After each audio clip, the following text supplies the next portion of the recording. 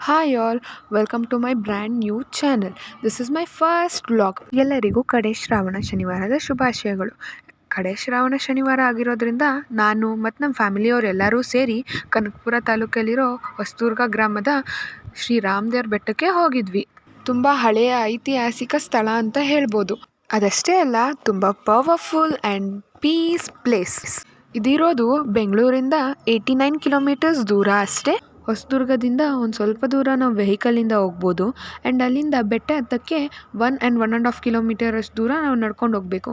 ನಡ್ಕೊಂಡು ಹೋದರೆ ನಮ್ಗೆ ಪೀಸ್ಫುಲ್ ಆಗಿರೋ ಜಾಗ ನೋಡೋಕ್ಕೆ ಆಗುತ್ತೆ. ಟ್ರಕ್ಕಿಂಗ್, ಫ್ರೆಂಡ್ಸ್ ಜೊತೆ ಟೆಂಪಲ್ ಔಟಿಂಗ್, ಇದೆಲ್ಲದಕ್ಕೂ ಒಳ್ಳೆ ಬೆಸ್ಟ್ ಪ್ಲೇಸ್ ಅಂತಲೇ ಹೇಳ್ಬೋದು. ಬೆಟ್ಟದ ಮೇಲೆ ಹತ್ತೋದ್ರೆ ಒಂದು ಪುಟ್ಟ ರಾಮನ ವಿಗ್ರಹ ಇರೋ ದೇವಸ್ಥಾನ ಇದೆ. ಒಂದು ವಿಸಿಟ್ ಪ್ಲೇಸ್ ಅಂತಲೇ ಹೇಳ್ಬೋದು.